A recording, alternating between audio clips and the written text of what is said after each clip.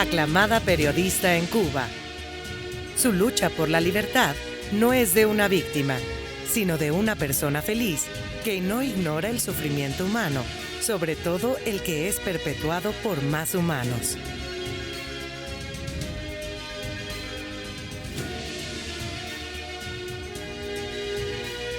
Demos la bienvenida a Joanny Sánchez.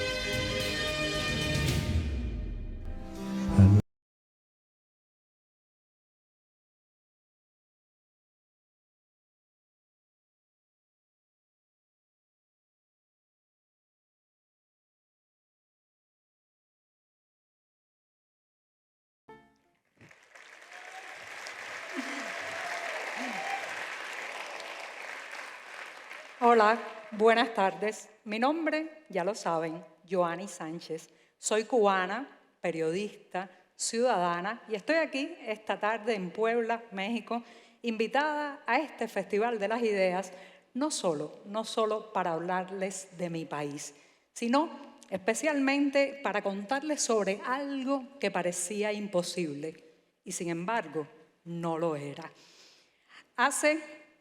Cuando nacemos hace ya algunos años, en mi caso, crecemos pensando que no podemos, que hay metas a las que no podemos siquiera aspirar. Nos lo dicen, no irás a la luna, no viajarás a través del tiempo, los cubanos no van a rebelarse. Mi país, lamentablemente, se convirtió en un cliché de los imposibles. Los cubanos habían cedido ante la dictadura. Los líderes autoritarios se salen con la suya. Sin embargo, detrás de todos esos estereotipos, señoras y señores, muchas veces lo que hay es desconocimiento, falta de información y quieren que les diga otra cosa, no querer ver el poder de los ciudadanos, o sea, el poder de nosotros mismos. Les voy a hacer la historia de una ocasión en que todo parecía imposible y ese momento ocurrió el 11 de julio de 2021, que comenzó como cualquier jornada, como cualquier día en mi país, Cuba. Esa mañana, como siempre, probablemente miles y miles de cubanos se despertaron y desde muy temprano comenzaron a hacer las largas filas de la sobrevivencia, las colas para comprar algo. Sí, en mi país hay que pasar largas y largas horas para llevar lo básico a la mesa. Probablemente ese 11 de julio de 2021, también innumerables cubanos a lo largo de toda la isla, cerca de las costas, estarían preparando la balsa para escapar. Somos una cultura y un país de colas y balseros, lamentablemente. Pues la mañana empezó como cualquier otra. Gente esperando para adquirir un producto, otros fabricando la precaria embarcación que les permitiera lanzarse a la mar y escapar de la isla. Sin embargo, antes de que se pusiera el sol, ya habíamos visto imágenes como esta. Nadie, señoras y señores, ni dentro ni fuera de Cuba hubiera imaginado que aquel día de un verano caluroso como cualquier otro iba a incluir estas imágenes que les he mostrado. Nadie lo hubiera pensado así. A media mañana, un grupo de vecinos de una ciudad en la zona oeste de Cuba, que se llama San Antonio de los Baños, un grupo de vecinos comenzó a salir a la calle. Partieron de sus viviendas con una cazuela, con un bebé cargado, con una silla de ruedas y se dirigieron a las plazas principales de esa pequeña ciudad, San Antonio de los Baños, que hasta ese día era conocida como la Villa del Humor. ¿Por qué? Porque ahí han nacido varios importantes humoristas cubanos, pero ese día se ganaron el apelativo de la Villa del Honor, porque despertaron el honor cívico en Cuba, que estaba dormido, aletargado, sin ejercitarse. Eso comenzó en una pequeña ciudad al oeste de la isla. Era la primera vez en décadas y décadas que los cubanos perdían el miedo, se sacudían la máscara, se quitaban la doble moral y salían a las calles a protestar. Para muchos de ustedes, eso pensarán que es algo rutinario de cada día. Para nosotros, una verdadera anomalía. ¿Qué pasó? Al principio eran unos pocos, unos vecinos indignados, gente que estaba molesta por los cortes eléctricos o apagones, gente que llevaba tanto tiempo esperando para comprar un producto básico que se hartó y decidió ir a gritar su inconformidad en las calles, en las plazas de San Antonio de los Baños. Pero poco a poco, y aquí está el importante papel de las tecnologías, poco a poco, las imágenes de lo que ocurría empezaron a difundirse a través de las redes sociales. Y entonces, al filo del mediodía de aquel domingo caluroso en Cuba, ya la manifestación se había extendido no solamente a varios puntos del centro y el oriente de la isla, sino también a la capital cubana, La Habana. ¿Qué estaba pasando? ¿No era acaso Cuba ese país donde la gente no protestaba en las calles? Habría que preguntarse si el modelo político y económico era tan popular, ¿qué hacían todos esos cubanos gritando libertad? La pregunta, señoras y señores, tiene una respuesta que me demoraría días explicarlas, pero hoy solo quiero hacerle la síntesis. Y la síntesis, bueno, la síntesis fue la suma de 3 factores. Vamos a decirlo así para simplificar la historia de ese que ya se conoce como el 11J en Cuba. Vamos a decir que se unieron la indignación social, el hartazgo, la molestia, el enfado de la gente acumulado, el poder de Internet, de las nuevas tecnologías y la fuerza de una canción, sí, de una canción, la música, tan importante para todos y especialmente para los cubanos. La indignación no tendría ni que explicarla, la imaginan, ¿verdad? Se alimentó con décadas y décadas de represión, de violación de los derechos humanos, de exilio forzado. Vimos partir a tantos y tantos cubanos, sobre todo jóvenes.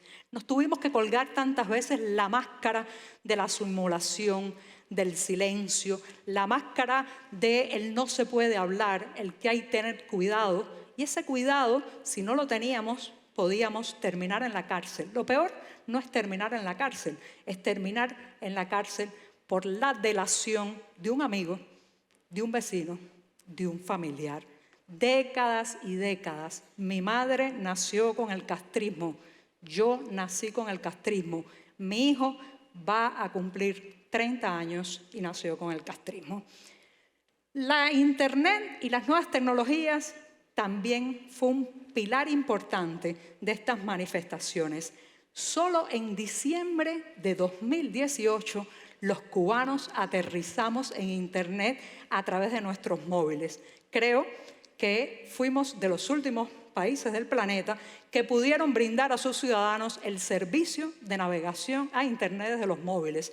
Quizás en Corea del Norte todavía no lo tengan, pero los cubanos solo lo tuvimos en diciembre de 2018. Allí entramos, irrumpimos en la web, pero ojo, teníamos una larga experiencia. Llevamos años y años practicando, siendo internautas sin Internet, ¿sí? Éramos internautas sin Internet, incluso teníamos una amplia comunidad en Twitter, la red del pájaro azul, donde publicábamos a ciegas a través de los mensajes de solo texto de la telefonía celular. Y sobre todo, éramos capaces de utilizar hasta las más obsoletas tecnologías para comunicarnos. Ese entrenamiento nos sirvió mucho cuando el muro se levantó, las puertas se abrieron y en diciembre de 2018 finalmente nos convertimos en internautas. Y también durante décadas y décadas habíamos tenido un entrenamiento en buscar todo aquello que estaba censurado, prohibido y racionado. Incluso la información. Habíamos aprendido a evadirnos entre los vericuetos y las grietas del muro informativo que impone el Partido Comunista en mi país. También habíamos aprendido a hablar con metáforas de todos los temas espinosos, críticos, complicados y a usar cualquier herramienta para comunicarnos confluir y entendernos. Teníamos un entrenamiento de largo tiempo. Y la música, rodeados de himnos militares y canciones que ensalzaban solo a un líder, ¿se imaginan a quién? Ni siquiera las listas negras de la censura. Recuerden que en Cuba nos quitaron por años y años de los nombres de la cultura nacional a todos aquellos que se exiliaban. Nos quisieron arrebatar la voz de Celia Cruz, el piano de Bebo Valdés, y sin embargo lo escuchábamos y los conocíamos. Bueno, pues a pesar de toda esa censura, la música no dejó de ser nunca un lenguaje importante en nuestra identidad, el ritmo, la canción. Por eso, en 2021, el tema musical Patria y Vida llega con una fuerza demoledora a la vida nacional. Mezcla ritmos y ansias de libertad, baile y rebeldía. ¿Sí? Así como lo escuchan. Publicidad, un paraíso, un paradero, mientras las madres lloran por sus hijos que se fueron. Ya se acabó. 60 años, mira, se acabó. 592, ya se acabó. 60 años, sacando mi voz. Somos artistas, somos sensibilidad. La historia verdadera, no la mal contada. Somos la dignidad de un pueblo entero pisoteada. A punta de pistola y de palabras que aún son nada. Bueno, pues indignación, internet y música se unieron. ¿Sí? Se unieron y pasado el mediodía de aquel 11 de julio de 2021 había más de 40 puntos en la geografía nacional cubana con gente en las calles al grito de libertad, patria y vida, no tenemos miedo. También había algunos gritos insultando a Miguel Díaz-Canel, el gobernante que se ha sentado en la silla presidencial cubana sin que nadie haya votado nunca por él. Y ante aquellas imágenes inéditas, ¿cómo reaccionó el régimen cubano? Hizo lo único que sabe hacer bien, reprimir. Así que lanzó las tropas de choque contra la gente, tonfas policiales contra espaldas desnudas, disparos contra cubanos desarmados, odio, en fin de cuentas, contra jóvenes que solo querían un país en el que quedarse y ser libres. Esto de quedarse es importante. Recuerden que vivimos en una isla en fuga, donde la mayoría de los jóvenes tiene que elegir entre quedarse en el país donde tiene las raíces o irse a un lugar donde puede dar frutos. No puede tener las dos cosas. Muchos eligen entonces partir, armar la balsa de la desesperanza, ir allí a algún lugar a tener frutos personales, profesionales y cívicos. Tras 2 jornadas de represión, lamentablemente el grito de las calles cubanas fue silenciado. Los manifestantes fueron cazados uno a uno, incluso dentro de sus casas. Miles de personas fueron detenidas en todo el país. Los calabozos se llenaron de jóvenes y el terror se extendió y se extiende hasta el día de hoy por toda la isla. Y llegó entonces el intento del régimen cubano y de la propaganda oficial de hacerse secuestrar la narrativa de lo sucedido. Ya saben, estos regímenes autoritarios son expertos en apropiarse del relato. Crean una metarrealidad, una Cuba paralela, una cotidianidad que nadie conoce, pero la imponen a golpe de repetirla por la fuerza y terminan por hacerla creer, no solo dentro de las fronteras nacionales, lamentablemente también fuera de la isla. Y entonces, según esta propaganda oficial, aquella protesta había sido fabricada desde el extranjero. El argumento de siempre, cuando todos habíamos visto a esos vecinos espontáneos que salieron a las calles de San Antonio de los Baños. También la propaganda oficial tachó estas revueltas populares de violentas, aunque la mayoría habían sido pacíficas y libertarias. Incluso esta imagen que les muestro, estos hombres con palos en las manos, son las tropas de choque progubernamentales vestidas de civil que salieron a golpear a los manifestantes. Y entre las tantas mentiras que se han difundido también es que eran unos pocos, que eran un grupito de cubanos, cuando la realidad es que eran miles y miles a lo largo de toda la isla.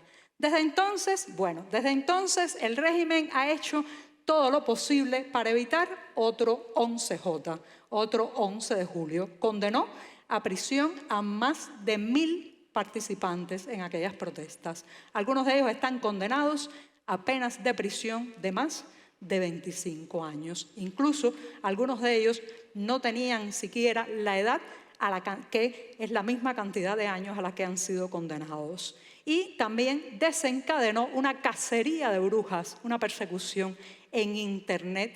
Y ahora mismo en mi país se puede ser castigado muy duramente por publicar críticas, denuncias y hasta memes sobre algún funcionario gubernamental en las redes sociales. El régimen además impulsó una ola migratoria que en 2022, el año pasado, durante esos 12 meses, más de 350.000 cubanos se fueron de la isla. No son los números solamente, señoras y señores, es que se fue la gente más rebelde, la gente más capaz, la gente más joven, y nos estamos quedando con una isla llena de gente anciana, llena de gente dócil, llena de gente con miedo. Pero a pesar de ese éxodo, el mayor de nuestra historia, toda esa estrategia represiva ha sido montada para que los cubanos no volvamos a las calles. El objetivo es ese.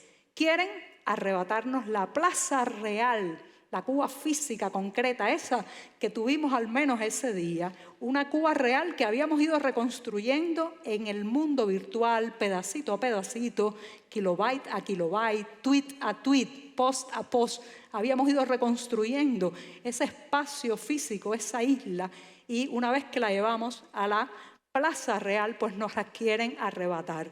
Los medios digitales independientes cubanos están sumamente censurados y también sobre los servicios de mensajería se ha cernido ahora la vigilancia y el control. Pero ¿saben qué? Ya hemos probado el sabor de la indignación. El sabor de la indignación en las avenidas, en las calles, en la Cuba real. El músculo cívico se entrenó aquel 11 de julio. El músculo que parecía amputado, enfermo, muerto, estaba allí. Es pequeño, débil todavía, pero lo probamos y qué bien se sintió realmente hermoso. Le mostramos además al mundo que estamos hechos de la misma materia que cualquier ser humano. No somos incapaces de rebelarnos, no somos conformes, no somos callados. Y cuando se mezcla indignación, tecnología y arte, esa mezcla, el resultado es una fuerza imparable, como lo fue el 11J en Cuba. ¿Habrá otro 11 de julio? Es difícil saberlo. Incluso aquella misma mañana, cuando nos despertamos del verano de julio de 2021, ni siquiera podíamos imaginar lo que venía en ese mismo día, las protestas populares más importantes de nuestra historia. Pero sí nos queda al menos una certeza. Hay algo que sabemos con seguridad, y es que nuestra plaza cívica virtual, aquella que estaba solo en Internet, se convirtió por un día en una plaza real. Eso, señoras y señores, no tiene vuelta atrás. Muchas gracias. Gracias.